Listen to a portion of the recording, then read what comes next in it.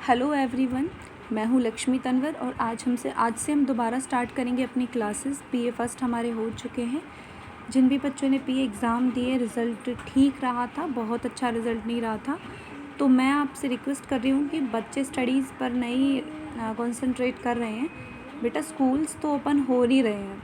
मेरे को नहीं लगता इस सेशन में स्कूल लगेगा, लेकिन आपकी 12th क्लास है, आपको प्रिपरेशन भी करनी है और यही मार्क्स आपकी ज़िंदगी भर काम आने वाले हैं। तो मैं तो आपसे बस इतना कह सकती हूँ कि जो भी वीडियोज़ आपको मिल रही हैं, जिस तरह से प्रिपरेशन आपको कराई जा रही है, उसी तरह से प्रिपरेशन करते रहिए। डेली वीडियो आपको मिलेंगे, डेली नोट्स सेंड किए जाएंगे और पीटी जो सीटी हम रखेंगे क्लास टेस्ट, तो वो भी आपको उसका भी टाइम टेबल बता दिया जाएगा। तो अब कोई भी बच्चा स्किप ना करे क्लास, ठीक है। तो अब कंटिन्यू करेंगे हम सिलेबस के बाद ही, उसके बाद होगा अब कुछ। चलो करते हैं स्टार्ट। चैप्टर 5 हम स्टार्ट करने वाले हैं। चैप्टर 5 का नाम है बेटा principle of inheritance and variation. कि जो प्रिंसिपल है इनहेरिटेंस और वेरिएशन का, इनहेरिटेंस का मतलब क्या होता है? आनुवांशिकता, मतलब characters transfer from parents to offspring. Parents से ऑफस्प्रिंग्स में जो कैरेक्टरिस्टिक्स ट्रांसफ़र हो रहे हैं, इस प्रोसेस को इनहेरिटेंस कहते हैं। और वेरिएशंस का मतलब क्या है? वेरिएशंस का मतलब है विभिन्नताएं, जो चेंजेस आ रहे हैं एक जनरेशन से दूसरे जनरेशन में। तो इनहेरिटेंस के क्या सिद्धांत हैं और वेरिएशंस के क्या सिद्धांत हैं? भाई प्रिंसिपल्स का मतलब सिद्धांत होता है, मतलब रूल्स। जो कैरेक्टरिस्टिक्स हैं वो एक पर्सन से दूसरे पर्सन में कैसे ट्रांसफ़र होते हैं। कुछ तो रूल होता होगा कि इस तरह से ट्रांसफ़र होते हैं। तो उसी के बारे में, उन्हीं के बारे में आज हम पढ़ेंगे। इंट्रोडक्शन में देखें कि इन्होंने बताया है कि have you ever wondered Y an elephant always gives birth only a baby of elephant. मतलब वो कह रहा है कि क्या आपने कभी ऐसा सोचा है कि जो एलिफेंट का बेबी है, जो एलिफेंट है वो हमेशा एलिफेंट ही देता है, मतलब एलिफेंट को ही जन्म देता है। एलिफेंट का बच्चा हमेशा एलिफेंट, लायन का लायन और टाइगर का टाइगर और ह्यूमन का ह्यूमन और बफेलो का बफेलो। मतलब जो भी उनका बच्चा है वो बिल्कुल सिमिलर एज इट इज़ अपने पेरेंट जैसा होता है। तो ऐसा क्यों होता है? एलिफेंट से एलिफेंट ही क्यों होता है? एलिफेंट से ह्यूमन क्यों नहीं हो जाता? एलिफेंट से कोई भी बफेलो क्यों नहीं हो जाती? अब वो आगे ये भी पूछता है कि जो मैंगो का सीड है उससे मैंगो का प्लांट ही क्यों डेवलप होता है? ऐसा कभी आपने सोचा है? Given that they do are the offspring identical to their parents. और आपने देखा भी है कि मोस्टली जो ऑफस्प्रिंग्स होते हैं वो आइडेंटिकल होते हैं अपने पेरेंट्स। ये भी दिया गया है कि जो ऑफस्प्रिंग्स है वो बिल्कुल वो आइडेंटिकल होते हैं अपने पेरेंट्स के। और do they show differences in some of their characteristics. क्या वो सिमिलर होते हैं, एज इट इज़ होते हैं, या फिर कुछ डिफरेंसेस शो करते हैं?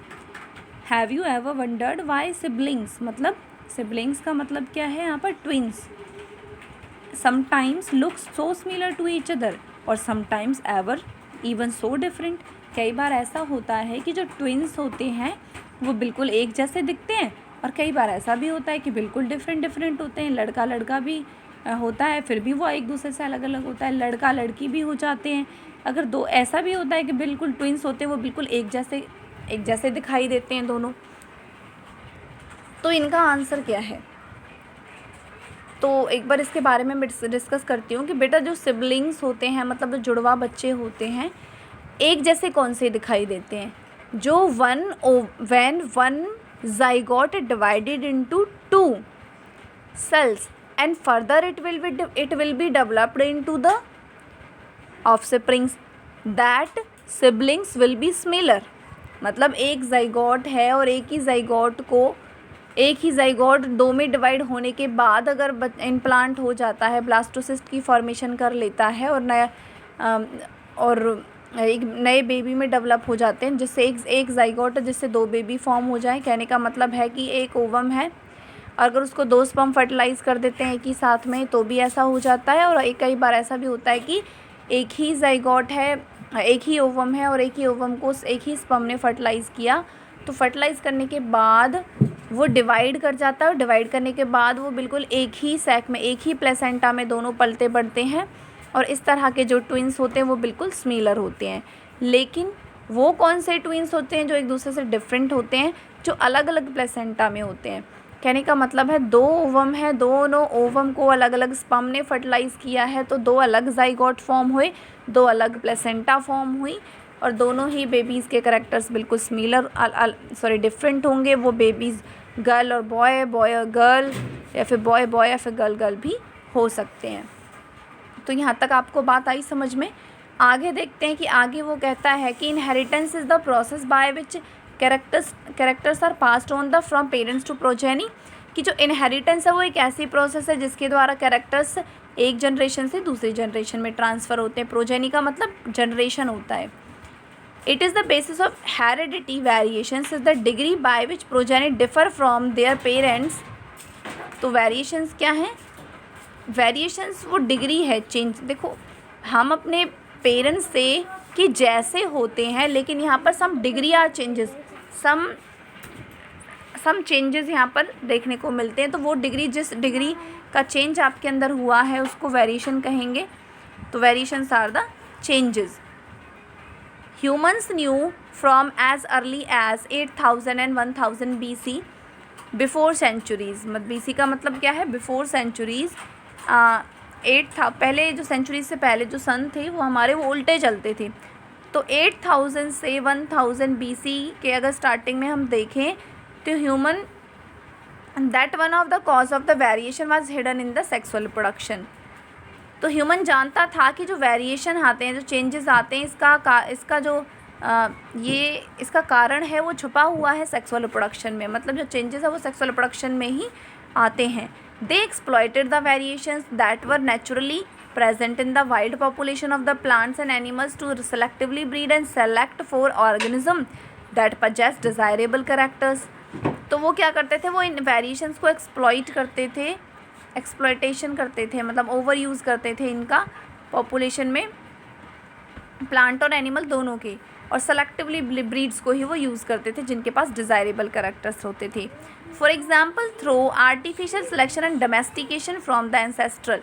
देखो आर्टिफिशियल सिलेक्शन का मतलब है हाइब्रिडाइजेशन, और domestication from the ancestral. Domestication का मतलब घरेलू बातों की अगर बात करें हम, तो यहाँ पे नेक्स्ट है, हाँ ये पेज आ गया आपका, कि वाइल्ड काउ। इससे पहले उन्होंने बताया था कि जो डोमेस्टिकेशन का एग्जांपल हम ले रहे हैं, वाइल्ड काउ जो कि जंगली गाय होती है। We have well known Indian breeds. हम जंगली काउ को क्या कहते हैं? इंडियन ब्रीड के नाम से जानते हैं। Example Sahiwal cow in Punjab. Punjab में क्या है? साहिवाल काउ है। We must however recognise that enough are ancestors knew about the inheritance of the character and variations. तो इनसे हम जान सकते हैं कि जो हमारे एंसेस्टर्स थे, जो हमारे पूर्वज थे, वो भी इनहेरिटेंस और वेरिएशन के बारे में कुछ जानते थे। दे had very little idea about the scientific basis of the phenomena. लेकिन वो इसके बेस में कोई भी साइंटिफिक प्रूफ नहीं दे पाते थे, वो अपने आप को प्रूफ नहीं कर पाते थे, बाकी वो जानते थे इन चीज़ों के बारे में। तो आगे देखेंगे, they had very little idea about the scientific basis of they, मतलब थोड़े से आइडियाज़ साइंटिफिक वे में उनके पास थे, बहुत ज़्यादा नहीं थे। तो मैंडल्स लॉ ऑफ इनहेरिटेंस क्या है? कि मैंडल ने इनहेरिटेंस के क्या लॉज दिए, कि जो इनहेरिटेंस है कैरेक्टर्स का one person to another person transfer होना, वो कैसे ट्रांसफ़र होता है। It was during the mid 19th century that headway was made in the understanding of inheritance. मतलब 19th century के मिड में इसकी स्टडी की, इनहेरिटेंस की स्टडी की, इनहेरिटेंस को समझने के लिए रेजर मैंडल इसकी प्रोनाउंसिएशन है, रेजर मैंडल ने कुछ एक्सपेरिमेंट कंडक्ट किए, हाइब्रिडाइजेशन एक्सपेरिमेंट कंडक्ट किए। हाइब्रिडाइजेशन का मतलब है क्रॉस पॉलिनेशन कराया उनके बीच में, ऑन गार्डन पी। किस पर किए एक्सपेरिमेंट? गार्डन पी पर उन्होंने एक्सपेरिमेंट किए, मटर। कितने साल तक उन्होंने एक्सपेरिमेंट किए? 7 साल तक उन्होंने एक्सपेरिमेंट किए, 1856 और 1863, 1856 से लेकर 1863 तक। And proposed the law of inheritance in living organisms. और क्या प्रपोज किया? लॉ ऑफ इनहेरिटेंस, की इनहेरिटेंस कैसे होता है।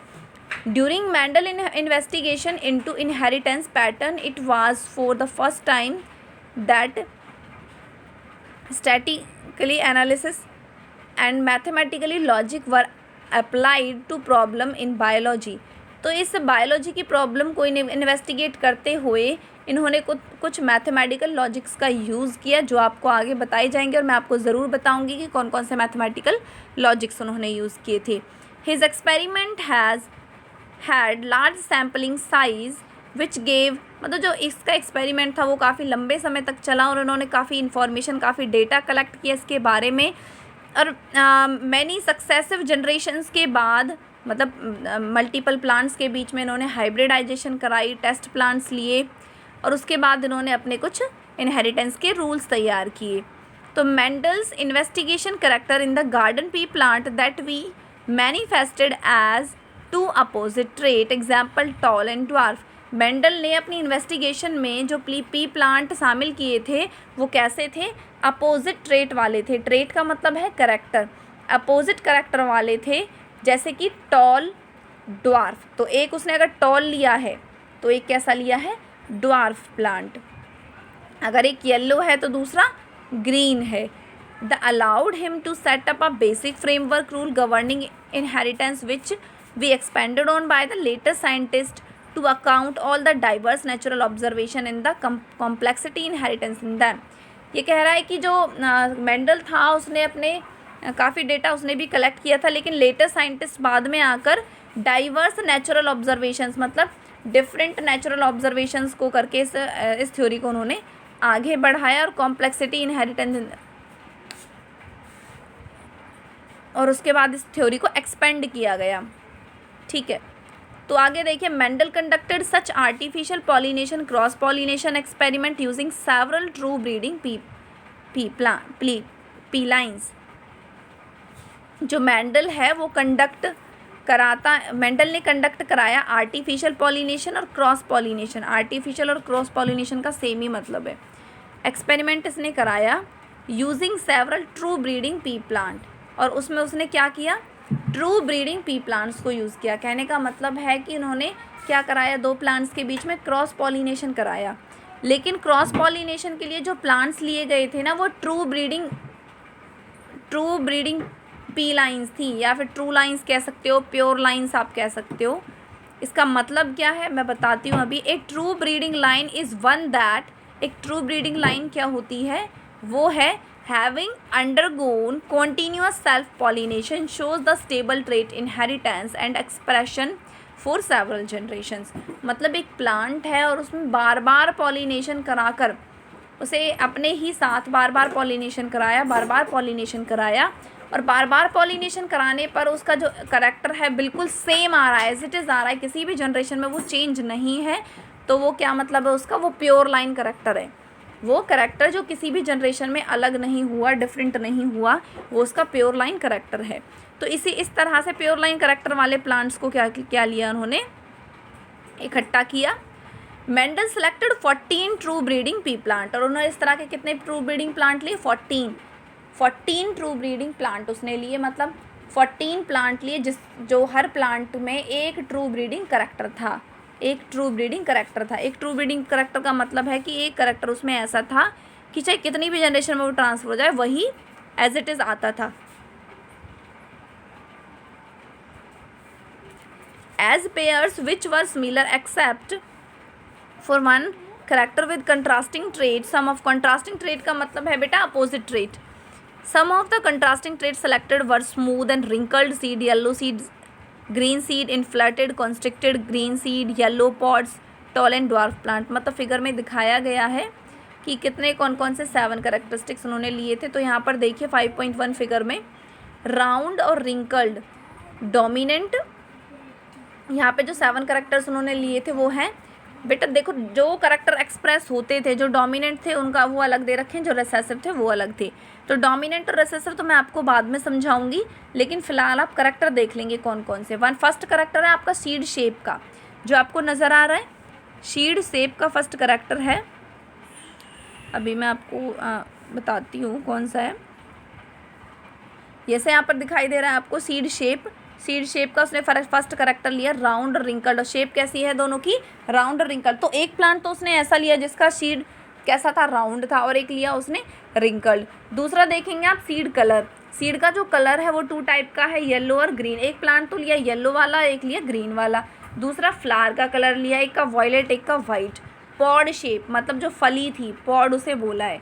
तो फली कैसी थी, एक फुल थी एक कॉन्स्ट्रिक्टेड थी। फुल और कॉन्स्ट्रिक्टर का मतलब है कि एक तो फुल थी बिल्कुल, कॉन्स्ट्रिक्टेड मतलब सिकुड़ी हुई थी। पॉड का कलर था, किसी का ग्रीन था किसी का येलो था, तो एक ग्रीन वाला लिया एक येलो वाला लिया। फ्लावर की पोजीशन, ऐसे प्लांट लिए जिनमें फ्लावर की पोजीशन एक्सियल थी और जिनमें टर्मिनल थी। उसके बाद स्टेम की हाइट, मतलब स्टेम की हाइट के बेस पर टॉल प्लांट और ड्वार्फ प्लांट लिया। एक टॉल प्लांट जो कि जो प्योर लाइन था बिल्कुल टॉल था, और एक ड्वार्फ प्लांट जो प्योर लाइन ड्वार्फ था। तो आज के लिए इतना ही। अब आप 7 कैरेक्टर्स को लर्न कर लेंगे इसमें, और सारे जो भी यहाँ पे भी कोई प्रॉब्लम आती है मेरे से पूछ लेंगे। कल आगे हम नेक्स्ट करेंगे। साथ के साथ करिए, अपने सारे वर्क करते रहिए। उसके बाद जैसे ही टेस्ट होंगे मैं आपको इन्फॉर्मेशन उसके बारे में दे दूँगी। Okay, thank you for watching. और अगर वीडियो पसंद आती है तो लाइक भी कर दिया करिए। मैं देख रही हूँ कि वीडियोस के व्यू तो बहुत आ रहे हैं लेकिन लाइक नहीं कर रहे हो आप लोग, तो अगर इच्छा होती है तो लाइक भी कर दीजिएगा एंड सब्सक्राइब भी कर लेंगे, ठीक है। Thank you so much.